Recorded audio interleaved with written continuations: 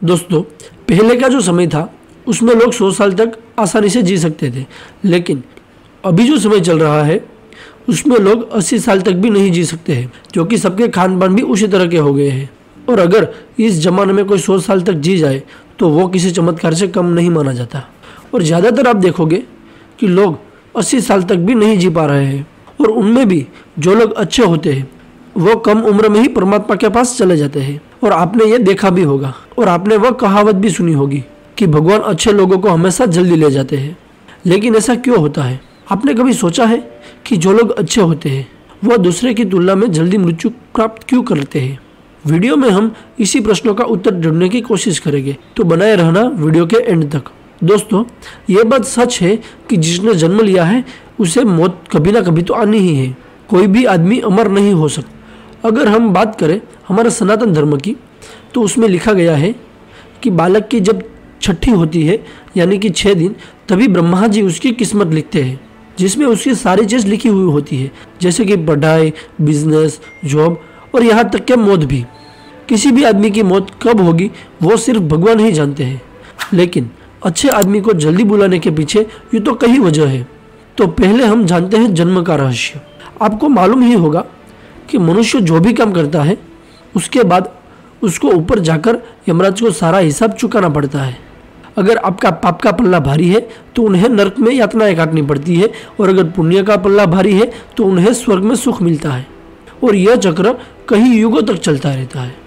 आपने यह बात भी सुनी होगी कि 84 लाख योनि होती है। इनमें से अपने कर्मों पर किसी को इंसान बनने का मौका मिलता है और किसी को पशु। फिर वो पैदा होता है और उसके माँ बाप के संस्कार भी उसमें आते हैं, और कुछ संस्कार उसके साथ रहने वाले दोस्तों और उसके संगत के भी। फिर वो जैसे कर्म करता है वैसे ही उसके पुण्य और पाप का घड़ा भरता जाता है, और यही पुण्य आपके मृत्यु की तारीख को भी बदल सकते हैं। भगवान हमेशा ऊपर से देखते रहते हैं कि वह मृत्यु लोक में अच्छे कर्म कर रहा है या बुरे, और अगर उसे अपने कर्मों की सजा मिल गई है, जब भगवान को ऐसा लगता है तब वो उसे मृत्यु लोक से अपने पास बुला लेते हैं। सच्चे लोग अपने पाप का फल जल्दी ही काट लेते हैं, और किसी भी व्यक्ति को उसकी दर्द की सजा उतनी ही मिलती है जितनी नियम के अनुरूप हो। दंड विधान की जिम्मेदारी संभालने वाले शनिदेव है, और उसकी कृपा से स्वयं भोलेनाथ भी नहीं बच सके तो हमारी तो बात ही नहीं हो सकती। दूसरी वजह यह भी है कि अच्छे लोग कम उम्र में ही वो सारी चीज़ें हासिल कर लेते हैं जिनके लिए उन्हें धरती पर भेजा गया है। हिंदू धर्म में लिखा गया है कि भगवान अच्छे लोगों को किसी न किसी उद्देश्य से भेजते हैं, और जब वो उद्देश्य पूरा हो जाता है तब भगवान उन्हें वापस बुला लेते हैं। आपने कई बार सुना होगा, क्योंकि सब लोग कहते हैं कि मरने के बाद सब लोग खाली हाथ ही जाते हैं, लेकिन ऐसा नहीं है। मरने के बाद 3 चीज़ें हैं जो इंसान के साथ जाती हैं। पहला संचित कर्म, दूसरा स्मृति, और तीसरी जागृति।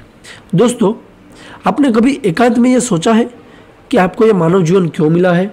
महाराज युधिष्ठिर के प्रश्न में भीष्म पिता ने कहा था कि मनुष्य से बढ़कर कोई भी जीव नहीं है। मैंने आपको पहले भी बताया था, और आपको भी शायद मालूम होगा कि 84 लाख योनि के बाद हमें मनुष्य जन्म मिलता है, और संसार के सभी प्राणियों में से मनुष्य जीवन ही श्रेष्ठ प्राणी है।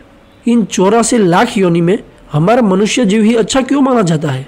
हम मनुष्य में सत्य और असत्य को परखने के लिए भगवान ने बुद्धि दी है, लेकिन हम हमारी दुनिया में ऐसे सिमट जाते हैं कि हमारी बुद्धि सीमित दायरे में ही रहती है। हम मनुष्य सांसारिक सुख को ही अपना सब कुछ मानते हैं, और उसमें पड़े रहने में ही अपने जीवन की सफलता मानते हैं। यह बात सही है कि हमारे परिवार की और हमारे भरण पोषण की जिम्मेदारी हमारी होती है, और इसे निभाना भी चाहिए। लेकिन क्या आपको आपकी मंजिल मालूम है? हमारा मनुष्य जीवन का लक्ष्य होता है परम धाम तक पहुंचना। हमने मानव जीवन पाया है, लेकिन हमें हमारा जीवन का लक्ष्य तो मालूम ही नहीं। हम लोग सोचते हैं कि एक ही तो जीवन मिला है, इसे ऐशो आराम में उड़ा देते हैं, लेकिन हमें यह जीवन परमात्मा की प्राप्ति के लिए मिला है। यह बात सही है कि हमें मानव जीवन मिला है, हमें थोड़ी मौज मस्ती भी करनी चाहिए, संसार भी बसाना चाहिए।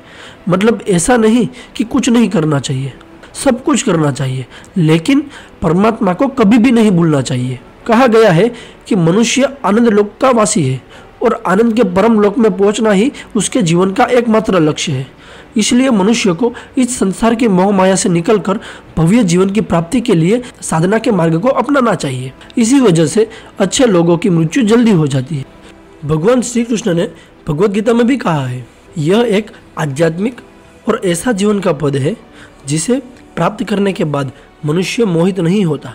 अगर कोई जीवन के अंतिम समय में भी इस स्थिति में हो तो वो भगवत धाम में पहुंच जाता है। मनुष्य का जन्म एक क्षण में भी प्राप्त हो सकता है और अगर ना हो तो लाखों जन्मों के बाद भी प्राप्त नहीं हो सकता। दोस्तों, ये तो सत्य को समझने की और स्वीकार करने की बात है। दोस्तों, इन सब बातों से ये बात तो क्लियर हो जाती है कि हम सब लोग एक निश्चित समय के लिए ही धरती पर आए हैं और कुछ विशेष कर्मों को करने के लिए ही आए हैं।